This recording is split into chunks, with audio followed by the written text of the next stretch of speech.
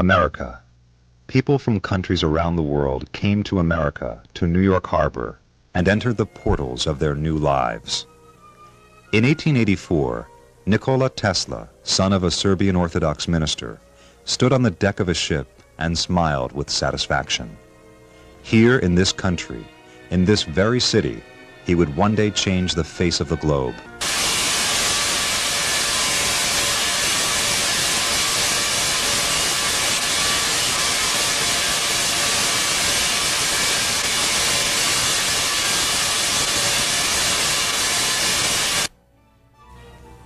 Nikola Tesla was born on July 10, 1856, in Smiljan in what later became Yugoslavia.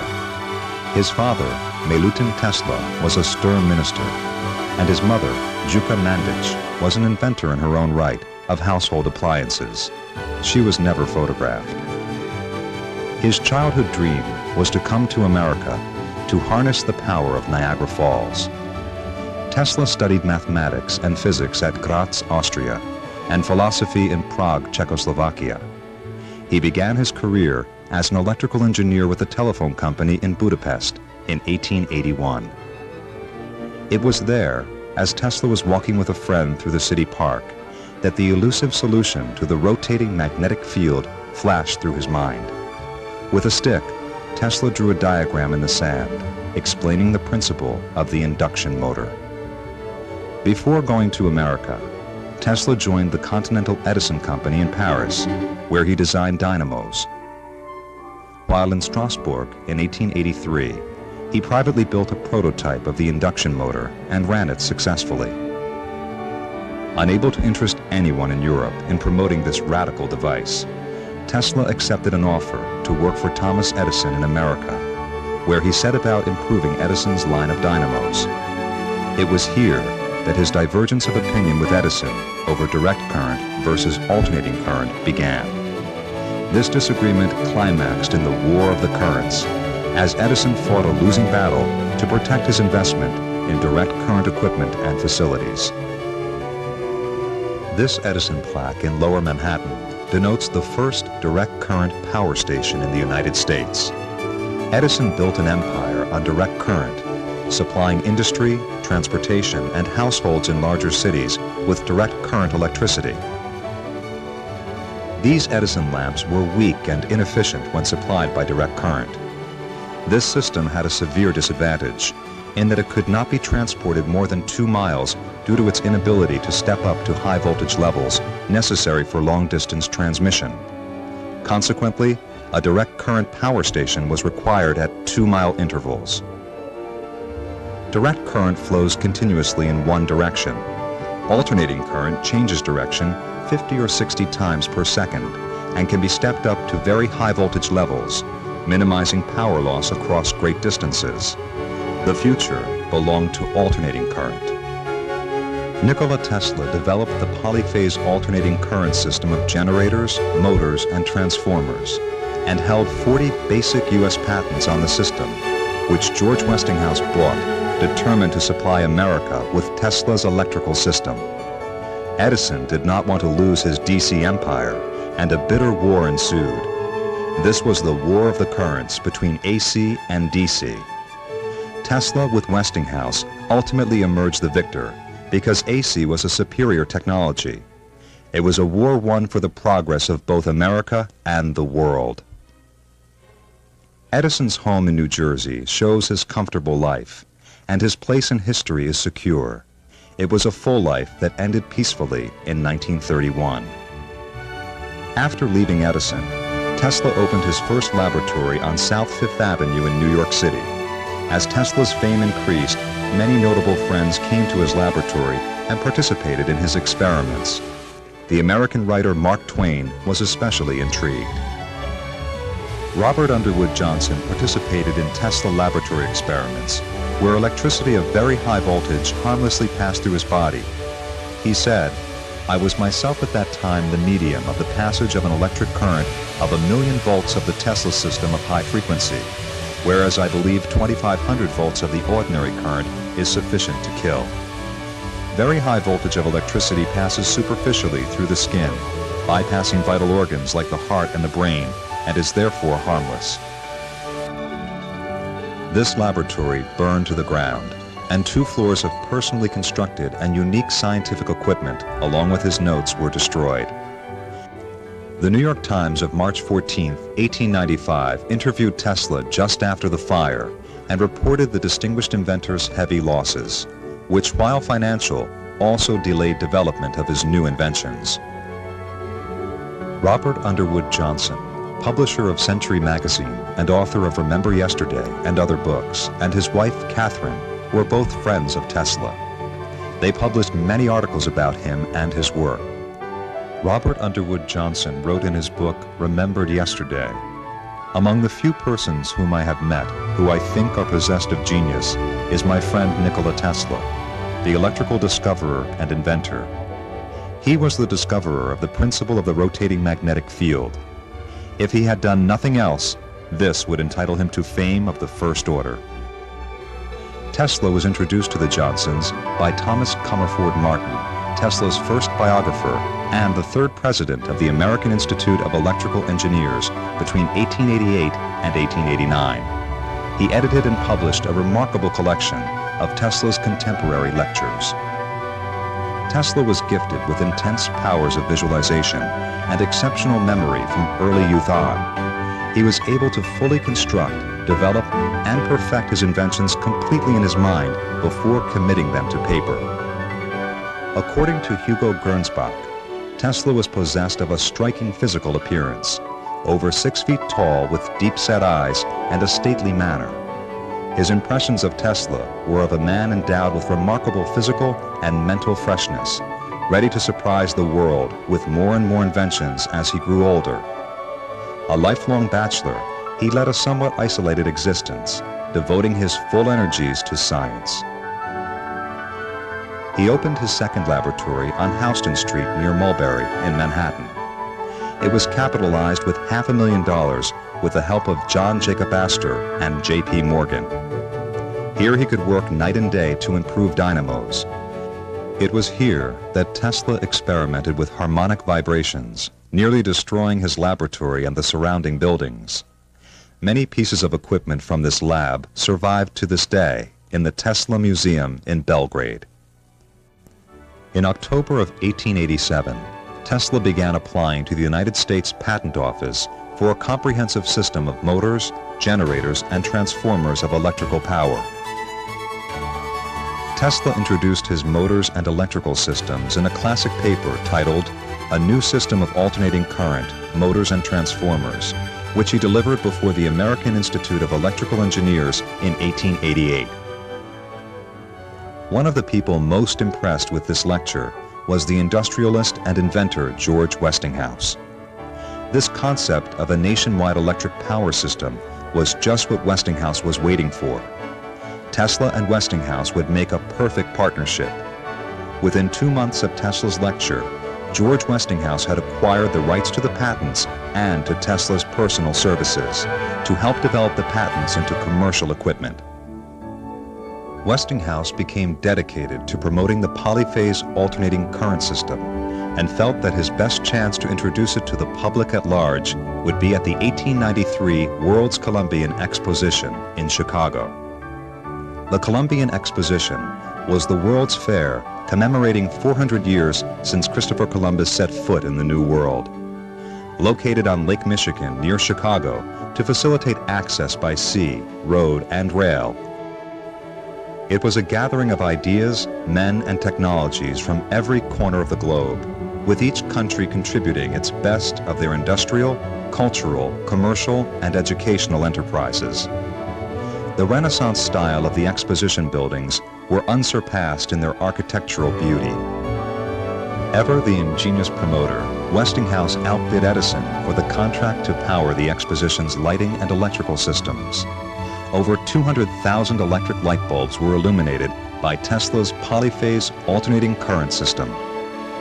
The Westinghouse display was an historic collection of machines and exhibits, all using the Tesla Westinghouse alternating current.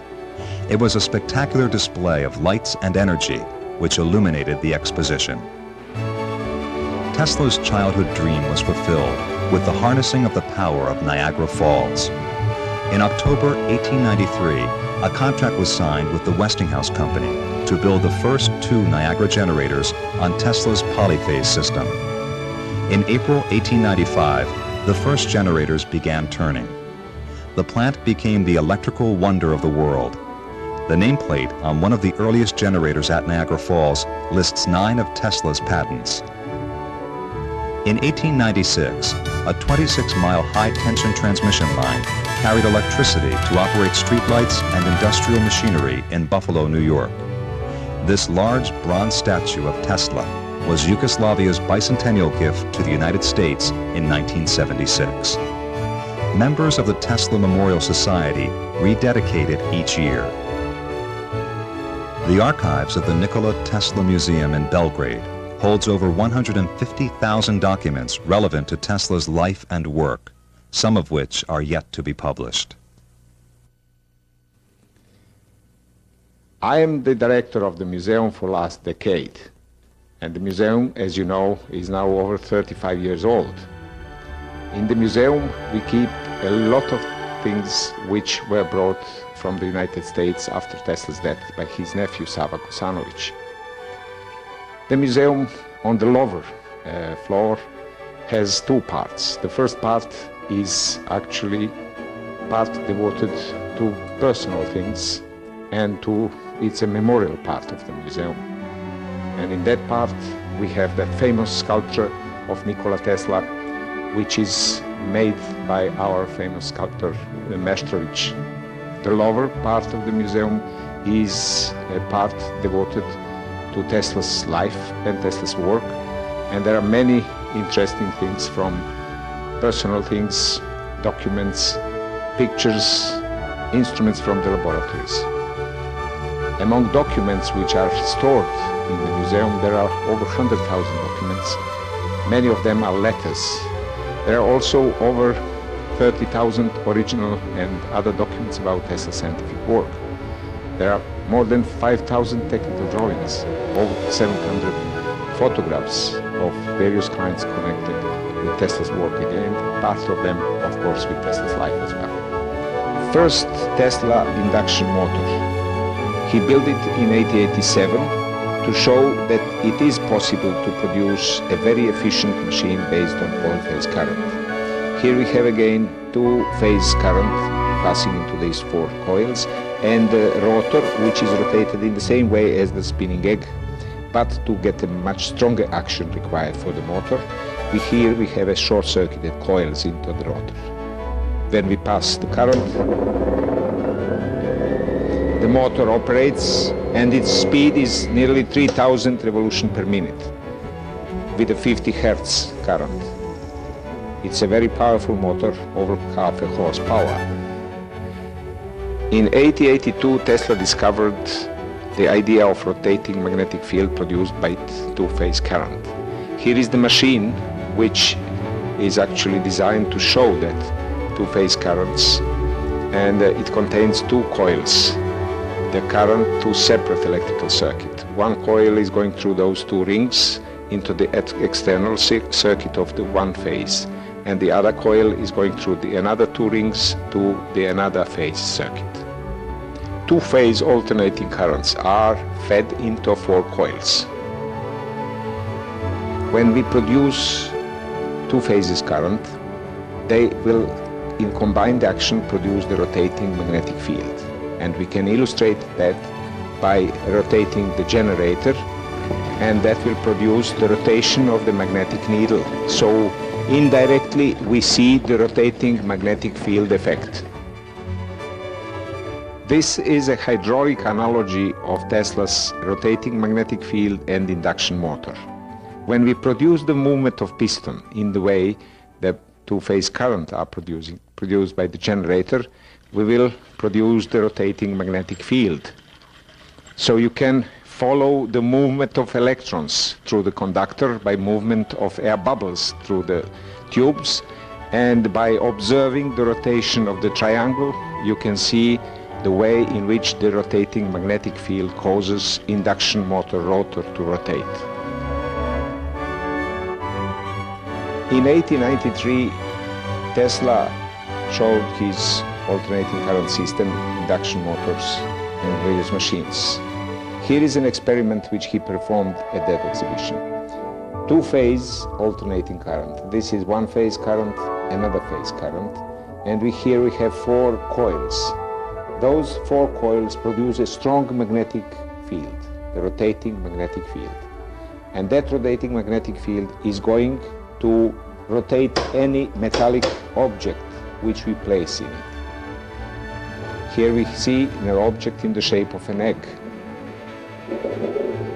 Induction motor doesn't require any connecting wires in the rotor, and that is that famous motor without brushes, which Tesla wanted to produce. Tesla's alternating current motor is a part of a whole system of polyphase currents.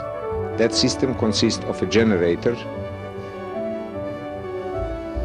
like the one we have here. It is driven by water. Mechanical energy of water is converted into 3-phase alternating currents. Those currents carry energy through the wires, first as a low voltage, then as a high voltage, with very low loss. We carry that energy through the wires. We step down high voltage into low voltage and distribute those currents to various loads, for example, electric motors. The model shown here is an example of generation, transmission, and utilization of electric energy.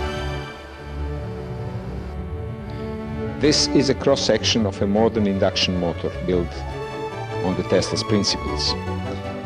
Rotating magnetic field, which is produced by the conductors which go round, is rotating, causing induced currents into the short circuit coils into the rotor. This is the rotor. And that rotor rotates under the action of rotating magnetic field in the same way as the spinning egg we have seen in the previous experiments. Million and million of motors of this kind are used throughout the world.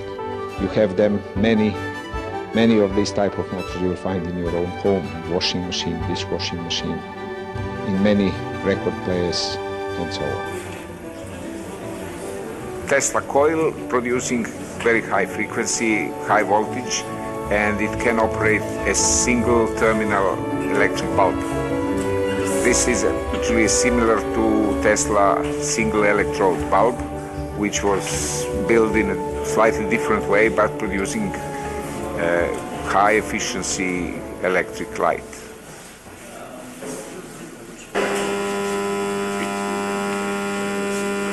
The experiment we see now shows the effect of induction current, which can raise the piece of aluminium, which you can see above the magnetic poles. Alternating current is passing through the coil and produce induced current in the aluminium piece, and that induced current are producing opposing magnetic fields so that they try to repel each other, but then there is a gravitation, so there is a balance between gravitational force and the repelling force of the magnetic field, and it is a levitation experiment. Now this kind of experiment is used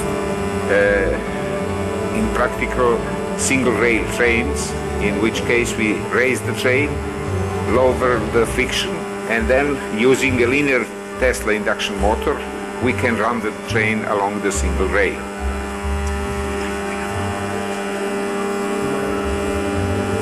It is very stable, as we see, because as soon as it moves from the magnetic field moves it back to the stable position of levitation. When Tesla was a student at Graz, he had a chance to see a machine similar to this one. This is a gram machine with a commutator. That commutator produced a lot of sparks, and Tesla complained to his professor, asking him whether it would be possible to remove commutator from the machine, since every generator produces alternating current and every motor in fact operates on alternating current. But by using commutators at the transmitter or at the generator and at the receiver side. Tesla's professor said it was impossible, but later on, after many years, Tesla proved that it was possible, and he produced a brushless motor. This is a small mechanical oscillator. Tesla built several of them. One of them was used in his famous experiment when he connected it to the one part of the building and produced a vibration which shook the surrounding building, producing a small earthquake. And the same mechanical oscillator was used for another purpose, to produce a very high stability, high precision alternating current, which Tesla wanted to use for driving electric clocks. By oscillating, it produced alternating current in the coils. And vibration can be controlled by pressure, compressed air. After about 1910, Tesla worked very hard in some mechanical designs, and among them there are some speedometers, and this is one built by a firm Waltham, and it was used in Cadillac cars.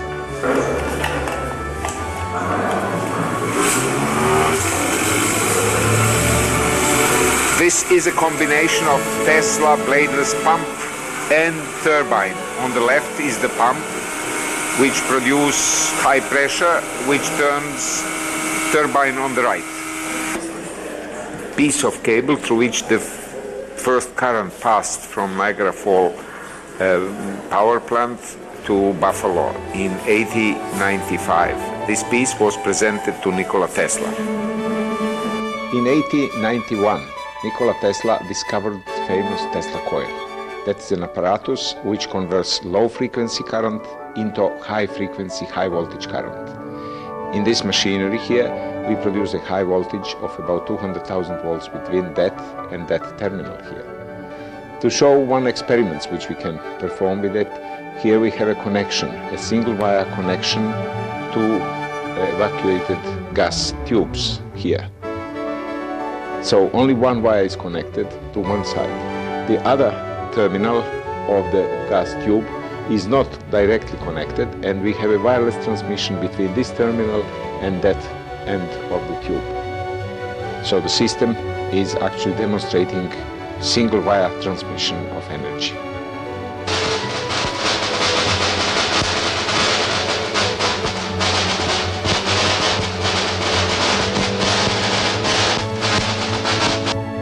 Today, the Tesla coil is used in every television and radio produced, plus many other applications.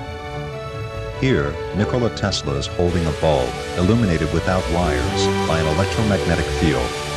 This is an example of the wireless transmission of electricity. Nikola Tesla built several huge Tesla coils. The largest one he built in Colorado Springs. That Tesla coil, as we know, contains primary and the secondary. Primary of Tesla's Colorado Springs coil was 15 meters in diameter, therefore about 15 times this diameter. Secondary coil is this one with many turns, and we produce very high voltage at the top ring, that's the last turn, and the high voltage appears between this disc and the ball, which you can see on the top. 500,000 volts is the breakdown voltage in between those two sections.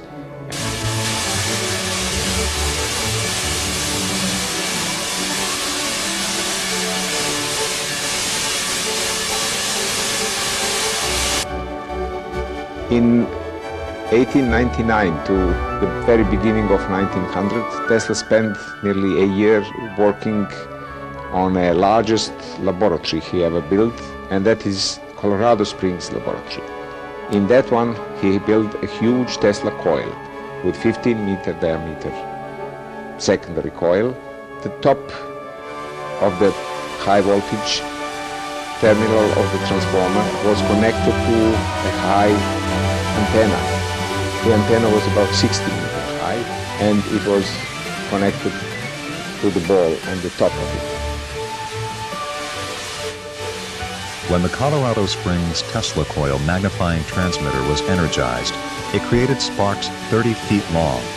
From the outside antenna, these sparks could be seen for a distance of 10 miles.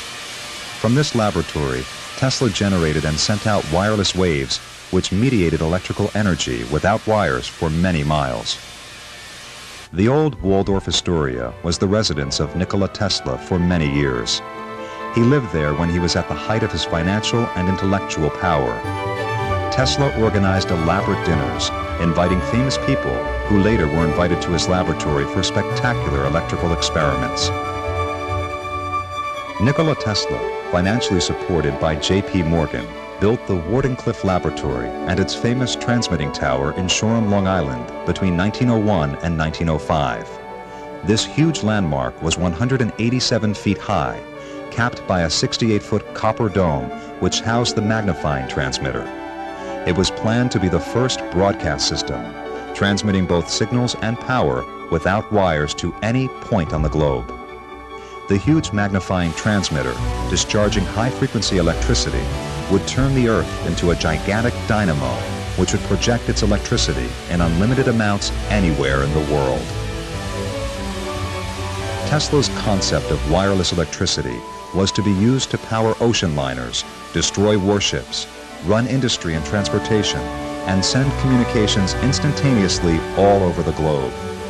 To stimulate the public's imagination, Tesla suggested that this wireless power could even be used for interplanetary communication. If Tesla was confident to reach Mars, how much less difficult to reach Paris? Many newspapers and periodicals interviewed Tesla and described his new system for supplying wireless power to run all of the Earth's industry. This is the interior of Tesla's laboratory, showing a large number of machines supplied by the Westinghouse Company. Because of a dispute between Morgan and Tesla as to the final use of the tower, Morgan withdrew his funds. The financier's classic comment was, "If anyone can draw on the power, where do we put the meter?" The erected but incomplete tower was demolished in 1917 for wartime security reasons. The site where the Wardenclyffe Tower had stood still exists, with its 100-foot deep foundation still intact. Tesla's laboratory, designed by Stanford White in 1901, is today still in good condition and is graced with a bicentennial plaque. The Tesla Memorial Society is asking that the Wardenclyffe Tower site with the laboratory be proclaimed a national monument. We will never know what might have been if the Wardenclyffe wireless system became operational. Nikola Tesla patented the basic system of radio in 1896. His published schematic diagrams described all of the basic elements of the radio transmitter, which was later used by Marconi. In 1896, Tesla constructed this instrument to receive radio waves. He experimented with this device and transmitted radio waves from his laboratory on South Fifth Avenue to the Gerlach Hotel at 27th Street in Manhattan. The device had a magnet which gave off intense magnetic fields up to 20,000 lines per centimeter. This radio device clearly establishes his priority in the discovery of radio. This shipboard quench spark transmitter, produced by the Lowenstein Radio Company and licensed under Nikola Tesla Company patents, was installed on U.S. naval vessels prior to World War I. In December 1901, Marconi established wireless communication between Britain and the United States, earning him the Nobel Prize in 1909. But much of Marconi's work was not original. In 1864, James Maxwell theorized electromagnetic waves. In 1887, Heinrich Hertz proved Maxwell's theories. Later, Sir Oliver Lodge extended the Hertz prototype system. The Brandeley coherer increased the distances messages could be transmitted. The coherer was perfected by Marconi. However, the heart of radio transmission is based on 4 tuned circuits for transmitting and receiving. It is Tesla's original concept demonstrated in his famous lecture at the Franklin Institute in Philadelphia in 1893. The 4 circuits, used in 2 pairs, are still a fundamental part of all radio and television equipment.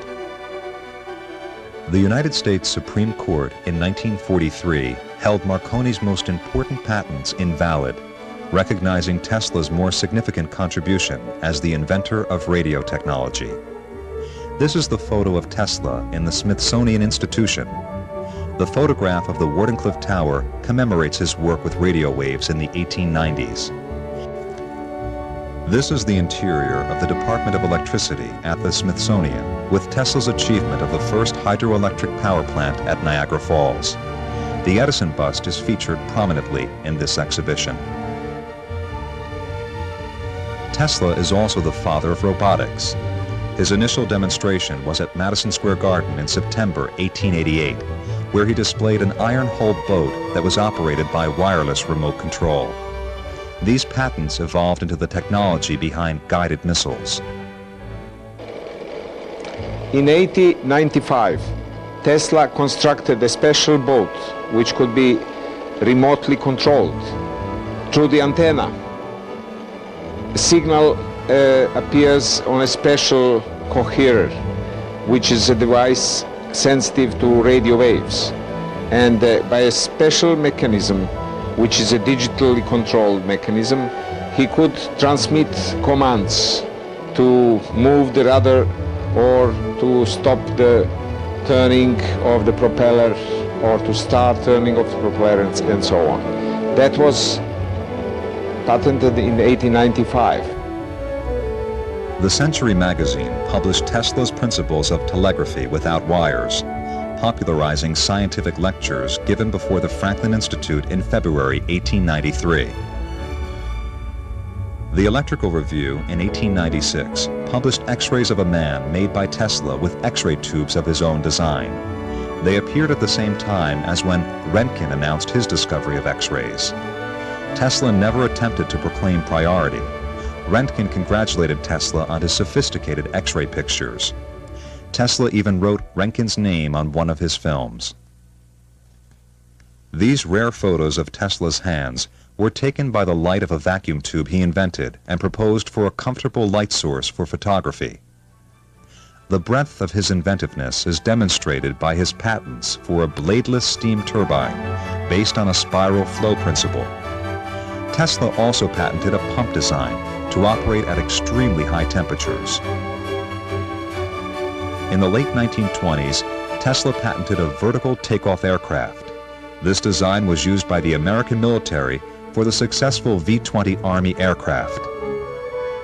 Tesla lectured to the scientific community on his inventions in New York, Philadelphia, and St. Louis, and before scientific organizations in both England and France. Over 700 patents were issued to Tesla worldwide. Among these, the Tesla induction motor is widely accepted as one of the 10 most important discoveries of all time. Tesla wrote many autobiographical articles for the prominent journal Electrical Experimenter. From these articles, a book was compiled entitled My Inventions. In 1915, a New York Times article announced that Tesla and Edison were to share the Nobel Prize for Physics. Oddly, neither man received the prize, the reasons being unclear.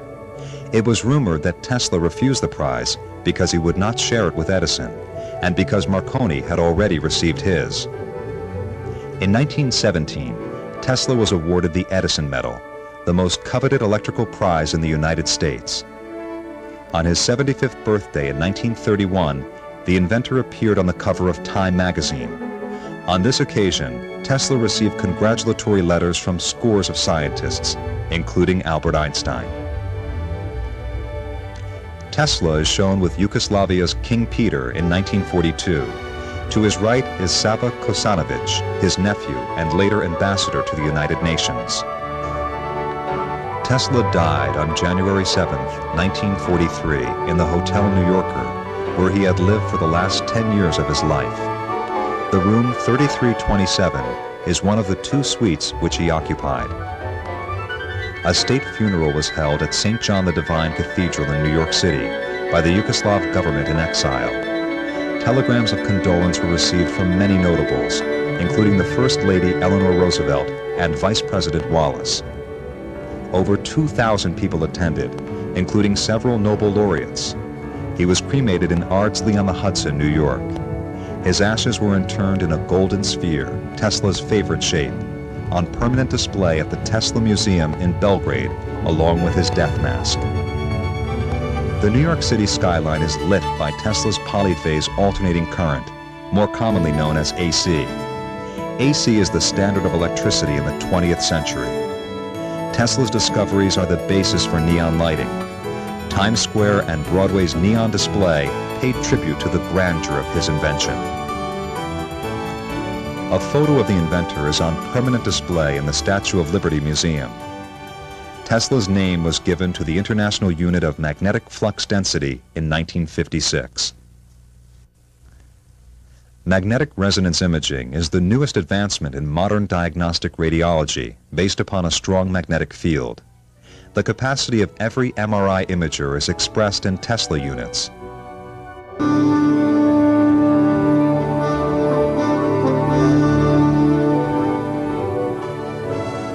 Siemens Magnetome SP, the innovation leader in MR. The powerful 1 and 1.5 Tesla Magnetome SP, ready for tomorrow with the most advanced features available today. In 1975, he was inducted into the Inventors Hall of Fame. The United States Postal Service honored him and 3 other inventors with a commemorative stamp in 1983. An engraving of the Tesla statue adorns the Yugoslav 500 dinar note. Many biographical and scientific books have already been written about Tesla, with new publications continuing to appear. Margaret Cheney's recent book, Tesla, Man Out of Time, represents the most complete biography to date.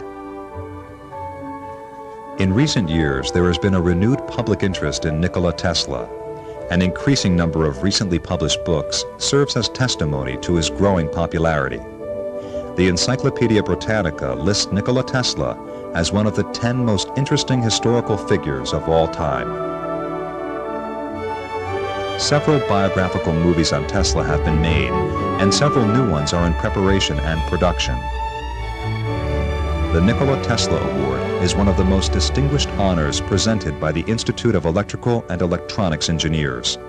The award has been given annually since 1976. A film about Nikola Tesla and this award. Would you like to say just a few words about Nikola Tesla Award? Well, it is one of the most important awards in the Power Engineering Society, and of necessity, I think it denotes the enormous contribution that Nikola Tesla has made to our field. He started really the electrification of the world. A growing number of governors in various states in the United States proclaimed July 10th Tesla's birthday, an official day.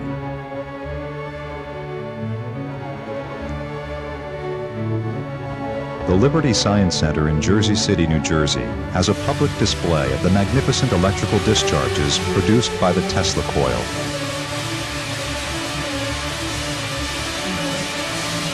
The Nikola Tesla corner sign, located at the intersection of 40th Street and 6th Avenue in Manhattan, is a constant reminder to all New Yorkers of the greatness of this genius.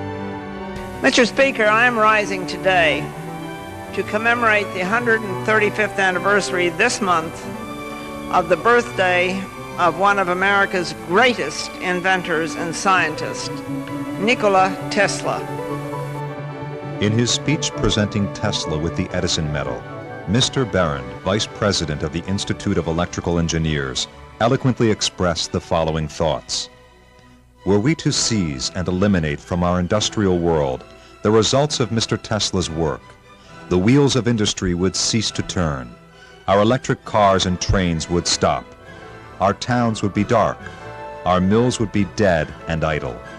His name marks an epoch in the advance of electrical science. Mr. Behrend ended his speech with a paraphrase of Pope's lines on Newton. Nature and nature's laws lay hid in night. God said, "Let Tesla be," and all was light.